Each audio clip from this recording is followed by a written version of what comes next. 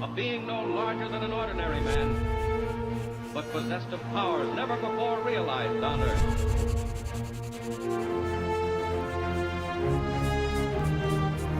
Faster than an airplane, more powerful than a locomotive.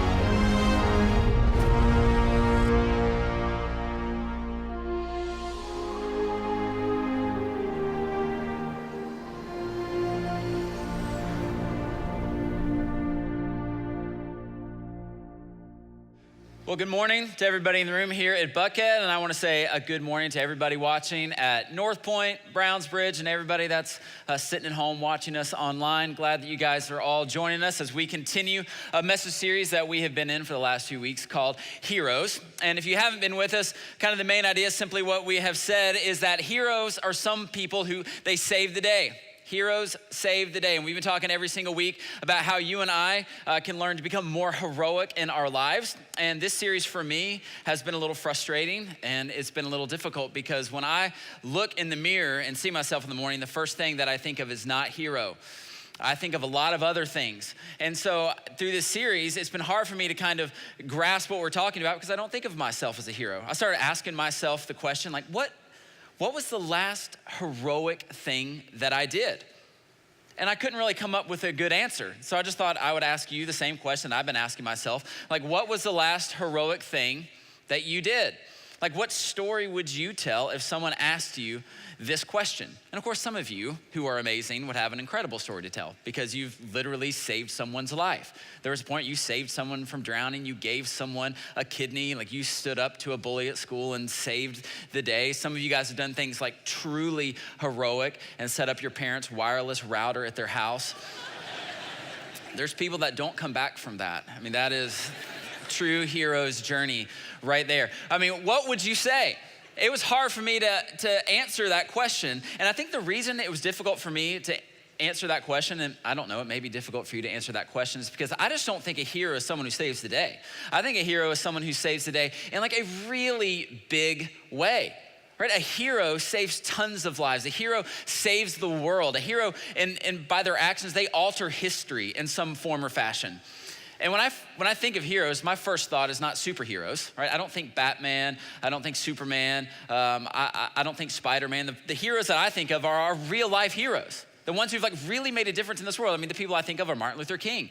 Right? This is a real hero. This is someone who changed and altered the course of history. This is someone who gave his life to fight for racial reconciliation and to pursue civil rights, things that we're still fighting for today. I think of Mother Teresa, who spent her whole life, poured her whole life, entire life out, loving the unlovable, touching the untouchable. She changed the course of history. I think of people like Nelson Mandela. Nelson Mandela spent 20 plus years in prison, but the whole time this unwavering commitment to end apartheid and change the course of an entire nation and the entire world.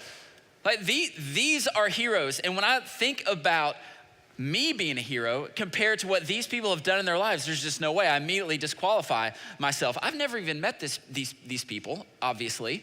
And I think probably most of us in the room never got to meet these people. But then you do meet people that are in your life that are doing things that are just absolutely incredible. Have you met people that you don't even like to stand in their shadow because of what they're doing? I wanted to tell you the story about a lady that I've met recently. Her name is Bee. And Bee is just an incredible woman. She is an incredible hero. And I was actually talking with her yesterday. I told her that I was gonna tell you guys her story, and she would not allow me to show you a picture of her. So I wanted to show you a picture of Bee, but she said, no, I'm not gonna allow you to show my face to thousands of people. If you're gonna tell my story, you're not gonna show my face, which kind of just tells you what kind of person she is. She's amazing, she's incredibly humble. So what I want you to do is just quickly imagine an amazing picture of Bee, right? She's here and she's amazing. Okay, Bee lives not too far away from here in Clarkston, Georgia. All right, and what Bee does is what Bee did is 9 years ago, she quit her job and she quit her career. She had a 30-year career in the banking and insurance agencies. All right, she had an incredible career, but she always felt like she had a different calling on her life. So 9 years ago, she quit her job, quit her career, and she transformed her home into a facility to take care of the elderly. And so 9 years ago, she took her personal home, took a ton of money, and transformed it so she could take care of elderly people and give them dignity in their last days on earth. And the reason I got to meet B is because B takes care of my grandmother. So 14 months ago, my grandmother was living with my parents, and her medical issues and her health problems grew to the point where my family was no longer medically capable of taking care of her, so they needed to move her to a facility where she could be watched 24 hours a day. And so we moved her into B's house. And B's just become kind of this little extension of our family. She ate Thanksgiving dinner with us. And so I've got to interact with her over the course of the last several months. And she's just an incredible woman. All right, she's had 12 clients that have lived in her home over the last 9 years. And she's watched, all of them grow, and many of them have passed away. And she was telling me not too long ago that she's had 3 of her clients just pass away in her arms. She held them as they kind of took her last breath.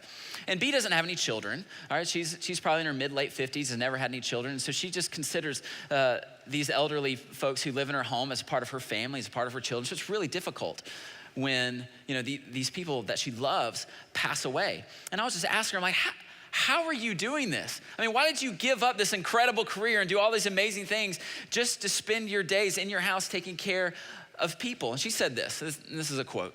She goes, "You might think I'm crazy." She says, "But I love being with them when they leave to see the Lord." She said, "It's my purpose to make sure that they are comfortable and to make sure they know it's okay to go."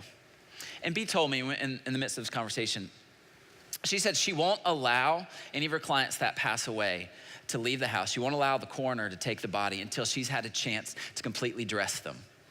And she said the reason that she does this, she goes, she doesn't want any of her clients leaving the house in their pajamas. She doesn't want any of her clients leaving the house in a medical gown. She goes, "I want them completely dressed." And here's why. So when they walked into my house for the very first time, they were dressed and they had their dignity. And so when they leave my house for the very last time, they're gonna be dressed and they're gonna have their dignity. And she's sitting here telling me this, and I'm going, I'm a horrible person. Right? I mean, I'm happy if I get through the day having not eaten carbs for every meal. Meanwhile, she is saving lives and sacrificing. I mean, and when I look at myself and go, am I a hero, right? Compared to what B's doing and compared to what Nelson Mandela's doing and what Martin Luther King, no, I don't think that at all. So I want to ask us a different question. I think it's a question that's maybe a little bit easier for us to answer. Instead of what was the last heroic thing you've done, I want to ask you, what was the last heroic thing someone did for you? So what was the last heroic thing someone did for you? Or maybe I can ask it another way. Like, who was the last person to be a hero for you and why? And I think this is gonna be a little bit easier question for us to answer. And some of us are still gonna have an amazing story where someone actually saved your life. But most of us, when we think of the person who was last a hero for us and why, we're probably gonna think of someone who saved our lives in really ordinary ways, but really impactful ways. All right, we're gonna think of someone who maybe helped us when it was inconvenient, someone who invested in us when they didn't have to, someone who gave their time when they didn't have a lot of margin, someone who gave their resources to us when they looked at our lives and we were a total mess and a complete risk. Like, we're gonna look back on people who did little things for us all along the way. And probably when they were doing it at the time, we didn't realize they were heroes. It's only in hindsight that we really realize that people were heroes, and we look back and we see all the little random acts of kindness that they did for us that have now kind of grown into hero status for us. But who do you think of? My guess is there's a person in your life that immediately comes to mind, and maybe it's a spouse, or someone who put their career on hold, or so that you could reach your goals. Maybe it's a friend, somebody who stood by you and was patient with you, and like all the other friends walked out of your life. And they walked out for good reason. But you had this one friend that just continually never gave up on you. Maybe it was a dad who risked his financial future for your education or for your startup. Or maybe it was your single mom who worked multiple jobs to do the same thing for you. Maybe it was a teacher, maybe it was a coach, somebody in high school, somebody in college, and they just spent an inordinate amount of time with you for no other reason, no other apparent reason. The fact that for some reason they just believed in you. When you think of a hero, maybe you think of your son, maybe you think of your daughter, someone who just kind of forgave you, over and over again when it looked like you weren't changing and you weren't around. Like, when we think of the people who are heroes for us, we think of people who gave up something. They gave up their time, they gave up their energy, they gave up their resources, they gave up their position, maybe their ambition and their goals for us. They sacrificed for us. And the heroes that we think of are the heroes who sacrificed part of their life for your life. They sacrificed part of their life for your life, which is what a hero does. A hero always sacrifices. A hero always sacrifices. Right? A hero always gives something up. A hero always lays something down. A hero always has to say no to something. And they're able to do this because they see something that needs saving. They look out there and they see something that needs saving. They have an aim. They have a goal. They see something out there that's of value. And they say, you know what? It's worth losing something. It's worth sacrificing something to get that. And we all know what a sacrifice is. Right? A sacrifice is this idea that you're gonna let something die now, right? You're gonna say no to something now in order that something can live later, right? And this is a brilliant idea. In fact, like when you think about it, sacrifice is really one of the only ways that we have of helping create and shape our own future. Like we get to participate in bringing the future to bear by sacrifice. We're making a bargain with the present so that we can ensure something in the future. And our heroes, like the ones that we think of, I mean, that's exactly what they did. They saw something in us. They saw a future in us. And they said, you know what? I'm gonna help create. I'm gonna help lean in. I'm gonna help shape that future. And they sacrificed on our behalf to create that future for us. And if you've ever had anybody do that for you, like, you know, it's amazing. Like it is absolutely incredible. I mean, some of us could probably get a real emotional real quick when you think back to what they did for you last year, 5 years ago, 10 years ago, 20 years ago. When someone sacrifices for us on our behalf, it is amazing. It's like we know that intuitively there's just nothing better than that. It feels so meaningful. Like in a way, it feels ultimate.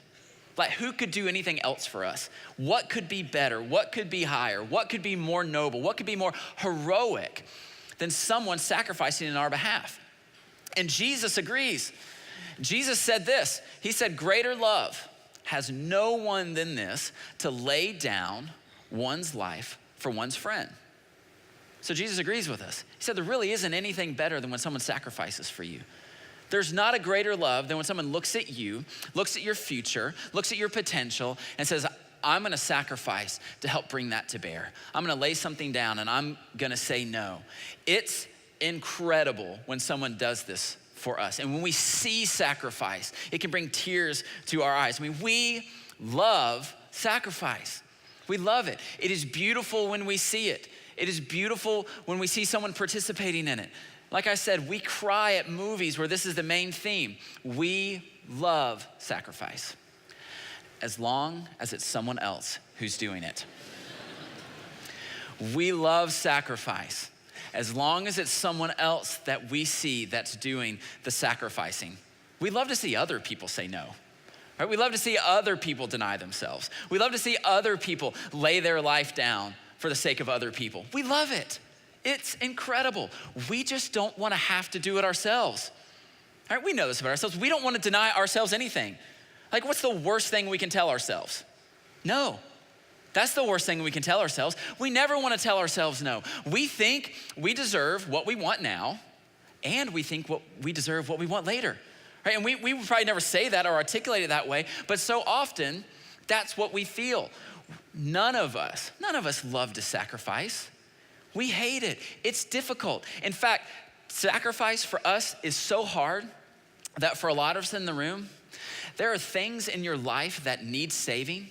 There's things in your life that you know need saving, but you won't save them. There's things that you have in your life right now that you know need saving, but you aren't willing to save them because you're gonna have to sacrifice in order to save it. However, some of us in the room, we know our health needs saving. We know we're not doing good. We know we're getting older. We know the pounds are getting on. We know we find ourselves out of breath when we send a tweet, right? It's just like 140 characters, it's just too much.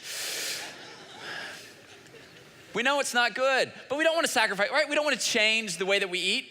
We don't want to exercise. We don't want to sacrifice our sleep. We don't want to sacrifice sugar. It's too difficult. Some of us, we know our finances need saving, right? The debt continues to grow and Zappos keeps calling, right? And we keep answering the phone because there's things that we want, right? And we don't want to sacrifice in order to save our finances. We know our savings is non-existent, but we don't want to stop the shopping. We don't want to stop the clothes. We want to stop getting the shoes. We don't want to stop going on the vacations, right? We don't want to stop playing golf. We don't want to give up whatever is demanding our money. For some of us, you know you have a relationship that needs saving. And you've got a relationship with a friend. You've got a relationship with a roommate. Some of you guys are in a relationship with a son or a daughter, and the relationship is broken, and you know it needs saving, but you look at the situation and go, what it's gonna take for me to sacrifice in order to save that? I don't know, it's too much. If I move in their direction, it's gonna look like I'm condoning their behavior. It's gonna look like I'm condoning their lifestyle. It's just too much for me to have to sacrifice and move in their direction. For some of us, you have a marriage that needs saving, right? And you know it hasn't been good for a while, right? It's been difficult for the last 2 years. It's been difficult for the last 5 years, and you both know it. But what it's gonna take to begin to save your marriage is sacrifice, and no one wants to do that. You don't wanna have to stop doing things that you love to do, and you don't wanna have to start doing things that you don't wanna do. And so you just kind of continue. You just kind of live in your camps and you live in your tribes and you have the same fights over and over again, and it's not getting better. Some of you have a future that needs saving, right? You know the way that you're currently living is not gonna lead you to the place you know you ultimately want to be, but you don't wanna stop. It's just too fun. Life is too good right now. I know I'm gonna regret this later. I know my future needs saving, but I just don't wanna stop. Some of you, your future needs saving, and you're in a relationship right now that you know is not gonna lead you to where you ultimately wanna be, but you don't wanna sacrifice the relationship. You don't wanna risk being lonely. But sacrifice, and we see things that need to be saved, sacrifice is so difficult for us. And even when we know these things need saving, and even when for a lot of us, we know that there's people in our life that we love, and our decision not to step in and say this is affecting them, we're still unwilling to do it. And it's not because we don't believe in it. No one would say they don't believe in sacrifice. We believe in sacrifice. We know it matters. We know when people have done for us, it's changed us, it's shaped us, it's moved our life forward. We know heroes sacrifice. We know heroes always sacrifice. We know that we can't save the day without sacrifice. We just don't want to have to do it ourselves. We don't want to give up anything now, even though we know we want a better future. We don't want to have to say no to something now so that we can say yes to something later. And so we all just kind of live in this tension between what we know and what we believe in and how we actually want to act in our lives. We all live in that tension between what we believe and what we know, and then how we actually live our lives. And so we live in this tension of things that we know need saving, but we're not willing to sacrifice to save it. And in this tension, here comes Jesus. In Matthew chapter 16, this is what Jesus says about this whole issue. He says, whoever wants to save their life, by the way, who wants to save their life? That's everybody. Oh, you're gonna lose it. But whoever loses their life for me will find it. And so what do you do with this? Because Jesus comes along and says, hey, if there's something that you wanna save, the only way you can save it is if you're willing to lose it. Which you're going, wait, how does that even work? What do we do with this? Because Jesus said this in a conversation that he was having with his disciples about the idea of sacrifice. And I want us to look at this conversation together that Jesus had, because I think in the conversation, we're gonna uncover a belief that the disciples had. And I think it's a belief that a lot of us have, even though we may not be aware of it. And this belief is one of the things that keeps us from saving the things in our lives that we know need saving. And so I want us to look at this conversation, but before we jump into it, I want to back up and give you guys just a little bit of context to what was happening right before Jesus had this conversation with his disciples. Immediately before, earlier in Matthew chapter 16, Jesus asked his disciples, guys, who do you say that I am? Like, who do you think I am? And the reason he's asking that is because there's a lot of rumors that were swirling around about who Jesus was. All right, some people just thought he was a good man. Some people thought he was just a good teacher. Other people thought he was a prophet. And some people thought he was a prophet reincarnated. Or some people thought that he was the Old Testament prophet Elijah or Jeremiah who was reincarnated and showed up on the scene. So there's all these rumors swirling around about who is Jesus. And so he turns to his disciples and he says, guys, who do you think I am? And Peter kind of steps up and he answers on behalf of all the disciples. I'm paraphrasing here, but Peter kind of gets the courage and says, well, Jesus, we think you're the Son of God, right? We think you're the Messiah. We think you're the Savior. You're the hero that we have been waiting for to come and set us free and restore Israel to a new nation, set us free from the rule of Rome. He said, that's who we think you are. You know, you can just see Peter saying that, and there's like this pregnant pause in the air as he just kind of waits to answer, and all the disciples going, what is he gonna say? And then Jesus just gives them the best answer they could have ever hoped for. I mean, Jesus says, you're right. That is exactly who I am. I am the Son of God. I am the hero that you have been waiting for. And you gotta imagine that moment, the disciples are like, Mind blown, right? This is incredible. You are who we have hoped for. You are who we have waited for. And then Jesus just goes on and he just tells them the most amazing thing they could possibly hear. Jesus goes on and goes, yep, I'm the hero. I'm the Son of God. And guess what I'm about to do? I'm about to establish a kingdom here on this earth that the gates of hell will not be able to stand against. And I mean, that's just like the best language the disciples could ever see. That's when they're like, that's what I'm talking about, Jesus. We're gonna build a kingdom, gates of hell, gates of Shmel. We're gonna do something incredible. And they're so fired up. You gotta think this is like the best, imagine like if you played sports in high school, this is the best locker room speech they have ever heard. They are so excited. Their hero is here and he's about to do something serious on the earth and the gates of hell are not even going to be able to stop it. Let's go tackle the world. And then that's the emotion with which Jesus kind of turns the conversation. Here's what Jesus says in Matthew chapter 16, verse 21. From that time on, Jesus began to explain to his disciples that he must go to Jerusalem and suffer many things at the hands of the elders, the chief priests, and the teachers of the law, and that he must be killed. And on the third day, be raised to life. So Jesus just told him he was the hero. He just told him the gates of hell are not gonna stand against what he's about to do. And then the very next thing he tells him is that he is going to die. This is the best locker room speech followed by the worst playbook in history. The disciples literally have no idea what to do with this information. All right, this makes zero sense to them. Jesus, you just told us you were the hero. You just told us you've come to save the day. Now you've told us you're gonna die. Listen, Jesus, heroes do not win by dying. Heroes win by winning. That's how heroes win. And you're telling us that you're gonna go and die on a cross? That's not what heroes do. People who die on a cross in Rome, they're forgotten. All right, their bodies are thrown on the trash heap and they don't change anything. They don't conquer anything.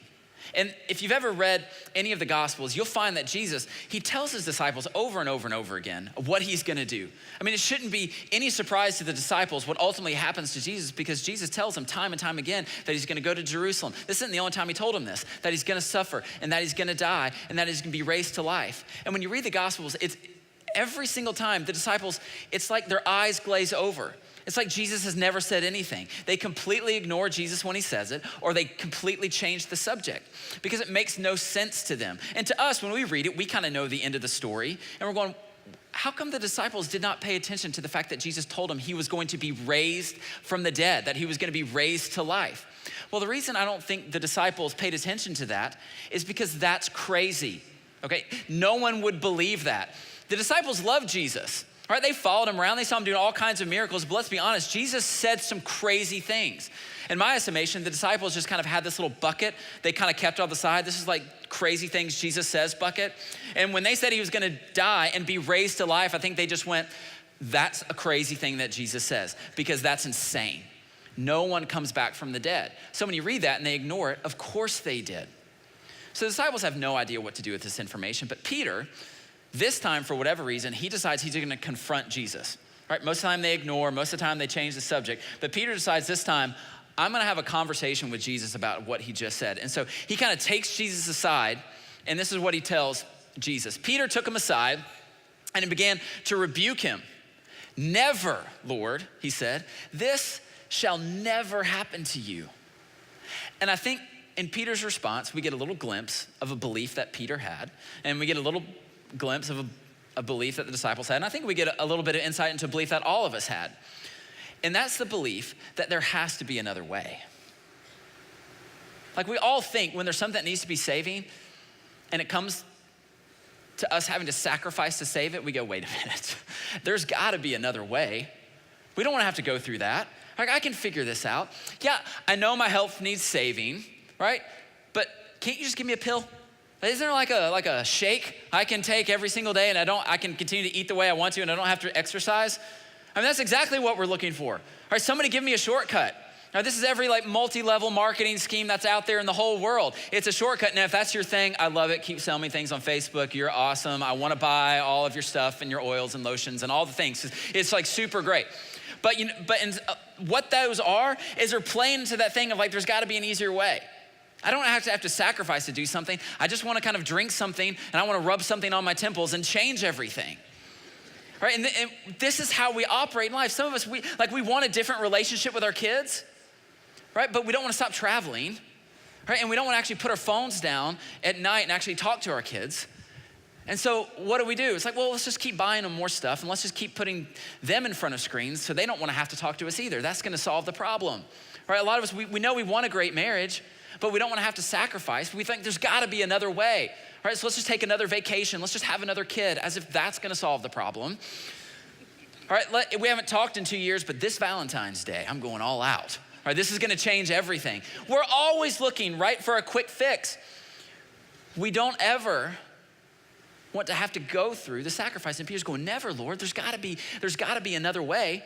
And we really do believe it. And we would never probably articulate this either. You'd never say this out loud to anyone. But in a way, I think we all think we're smart enough and talented enough to figure out another way to do it. We all do. We all think we can save the relationship. We all think we can save our finances without having to sacrifice.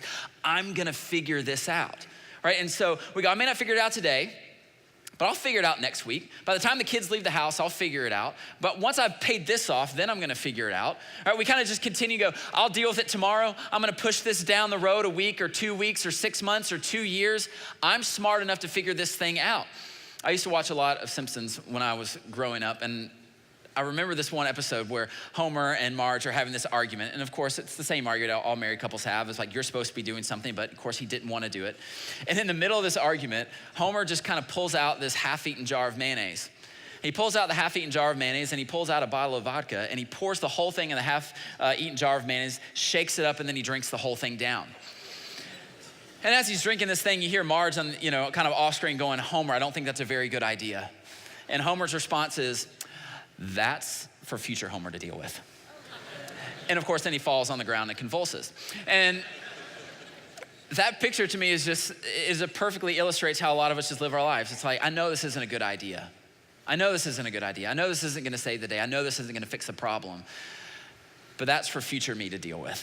I'm gonna figure it out later, which is exactly what Peter did. Don't do this. There's gonna be another way. To which Jesus responds to Peter in the most incredible way. This is how Peter responds to Jesus. So Jesus turned and said to Peter, get behind me, Satan.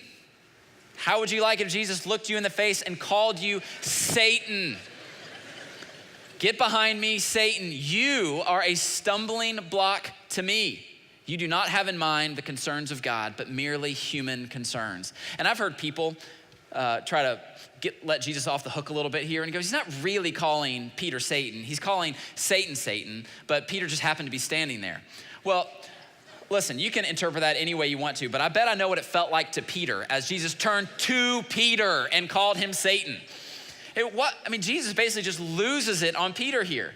And why did he lose it on him? Why did he call him Satan? Why is Jesus so mad at Peter in this moment for going, there's gotta be another way? All he was doing was looking out for him. Why is he so mad at him? I think one of the reasons is because Jesus, we forget, Jesus was human too. Jesus didn't want to do this. Jesus didn't want to suffer. Jesus didn't want to have to sacrifice. And we know this because all the way up before he went to the cross in the Garden of Gethsemane, he was on his knees praying, saying, there's gotta be another way.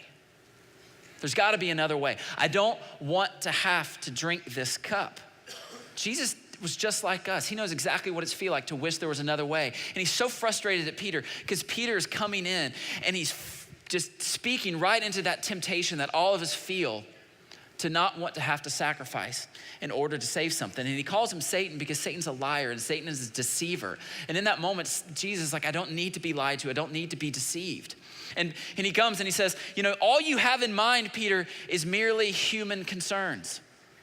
And we know what human concerns are, don't we? Human concerns are always short-term concerns. They're always short-term concerns. How am I gonna feel now? What am I gonna have to give up now? Is this gonna make me feel small? Is this gonna make me feel little? Is it gonna make her feel big? Is it gonna seem like they're winning? What am I gonna have to sacrifice? Am I gonna be inconvenienced? Am I gonna be embarrassed? Am I gonna be the one who's gonna be pushed aside again?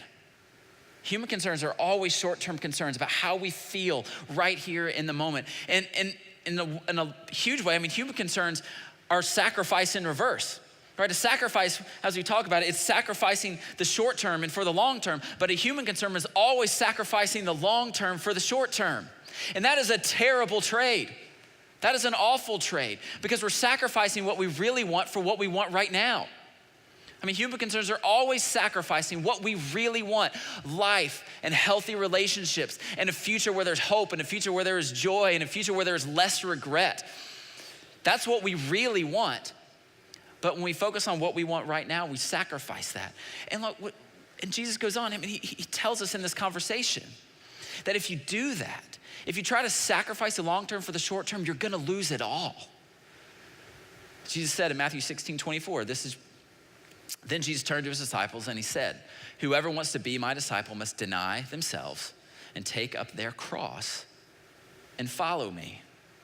For whoever wants to save their life will lose it, but whoever loses their life for me will find it. And essentially, what this whole passage of scripture means is Jesus is saying, you know what? There are no loopholes to find life. There really isn't another way. As badly as you want there to be another way, there are no loopholes. There's one road and one way in order for you to find the life that you want and in order for you to save things that need to be saving. It's sacrifice, and it's profound and it's brilliant, but it's awful and it's terrible. And why is it so awful and why is it so terrible? Because Jesus gives us an invitation in this passage of scripture. He just says the invitation is to follow him. Hey, I just want you to follow me. Well, where are you going, Jesus? Well, he's going to the cross. And who wants to go there? Nobody wants to go there. Because you know what the cross is? I mean, the cross is the sum total of two of our greatest fears as human beings. You guys know what our two greatest fears as human beings are. It's at the top of the list every time they do a list of the greatest fears that everybody's afraid of. Our greatest fears are fear of dying and a fear of public speaking, right? Those are the two greatest fears that human beings have. You guys know the joke, right? You'd rather be in the casket than giving the eulogy, right? And that's true for so many of us. And I really don't think this is just my opinion, that anybody's greatest fear is public speaking. That's no one's greatest fear. You know what everybody's greatest fear is? It's public humiliation. That's what we really fear, right? You've had the dreams where you're standing in front of a crowd on a stage and you're naked. Anybody ever had this dream? This happens all the time for people. I mean, that is the scariest thing in the world, right? To expose yourself to the judgment of the group. That's horrible for us.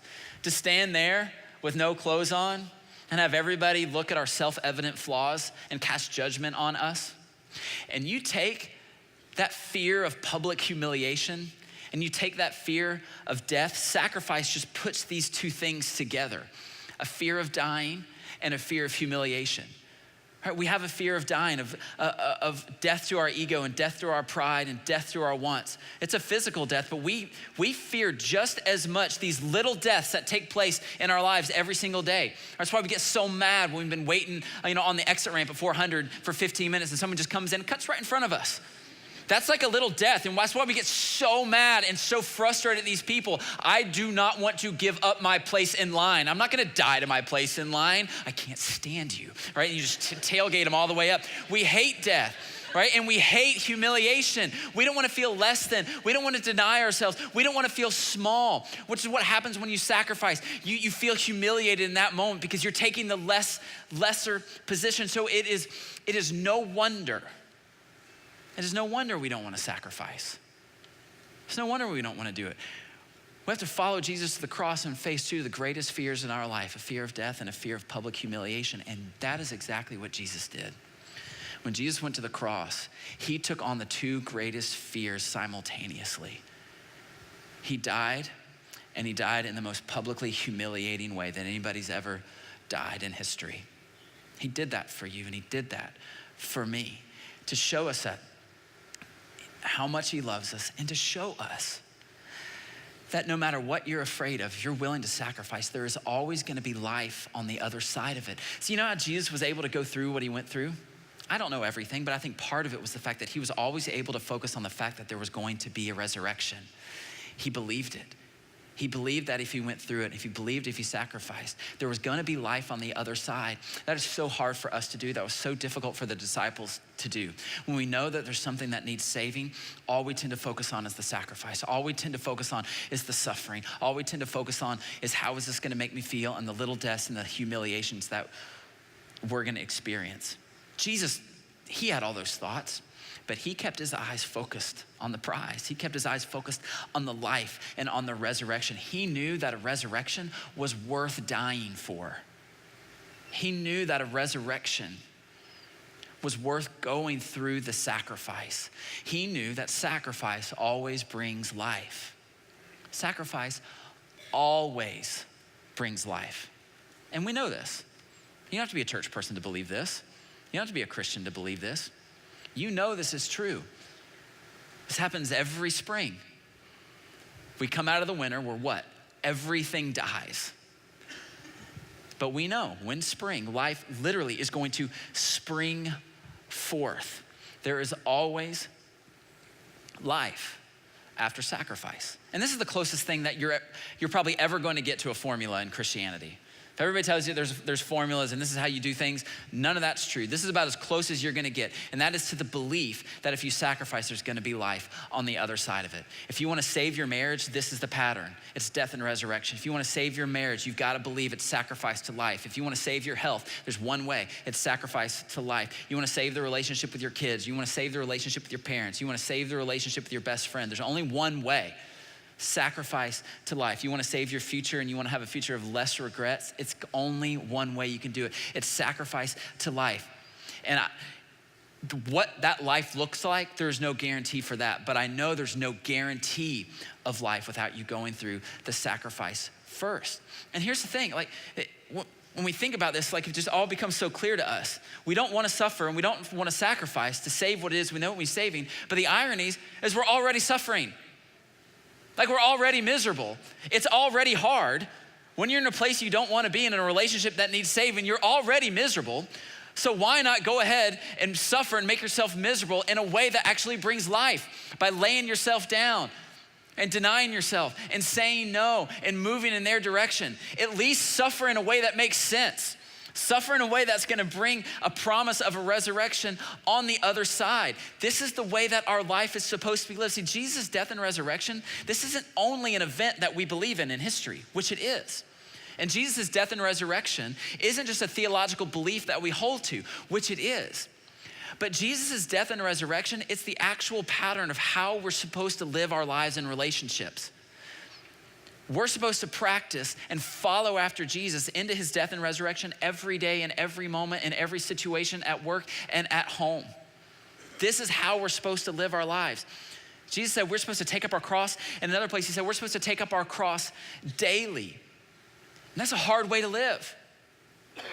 But it's the only way that promises the life that we ultimately want to have. Jesus, when we see what he did for us, Jesus knew that death would never have the last word.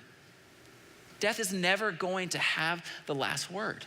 He knew there was a resurrection on the other side, and it would lead to a life, and not just a life, but a life that was unimaginable, a life that was fuller than you could possibly imagine. It would lead to a life that was literally unrecognizable. Do you know that after Jesus was raised to life and after he came back from the dead, that no one recognized him? So when Mary came to the tomb and she was having a conversation, she had no idea it was Jesus. She thought it was the gardener. And after she left, and after Jesus left Mary, he went and met some of his disciples, and they walked for hours along a road. And they had no idea it was him. No one recognized him. Resurrection changes you, and it makes you unrecognizable in the most unbelievable way. I want your marriage to be unrecognizable. I want your life to be unrecognizable. I want your relationship with your kids to be unrecognizable in 6 months, in a year, in 5 years.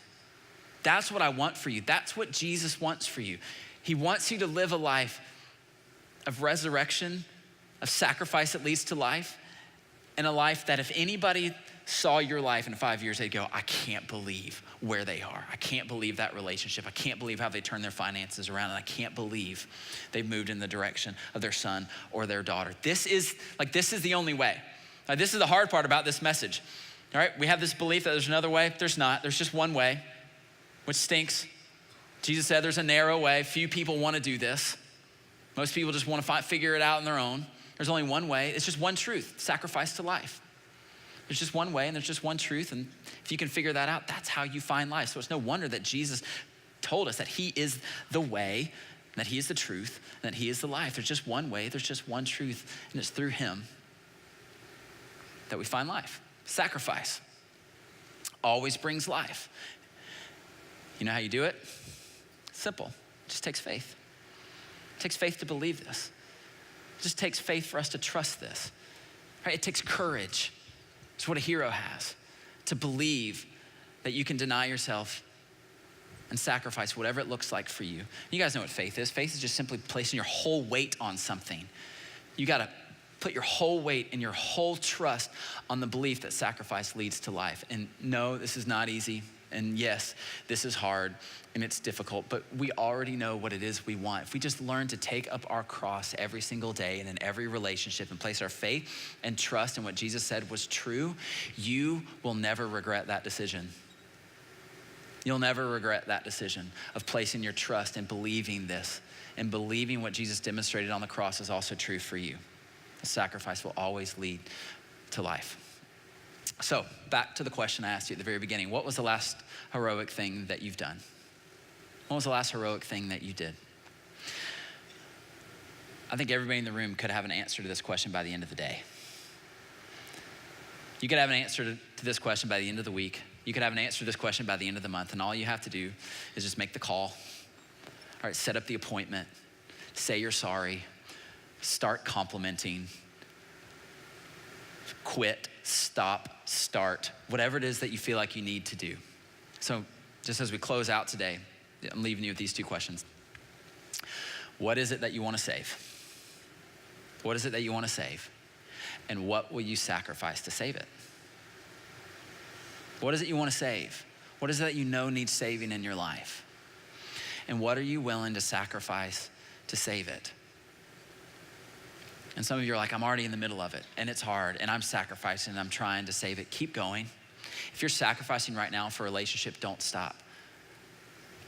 When you follow Jesus to the cross, sometimes Friday and Saturday feel like a really long time, but I promise you Sunday will come. Sunday will come for you. There will be a resurrection. So what is it that you want to save? And what will you sacrifice to save it? The idea of sacrifice to life, this isn't just a belief we hold, but it's the life that we live. Jesus extends the invitation to every single one of us to come and follow me, right? And he says, if you're willing to lose, losing is the new winning. If you're willing to lose, I promise you, you're gonna save your life, which is exactly what a hero does. A hero saves the day. Let me pray for you.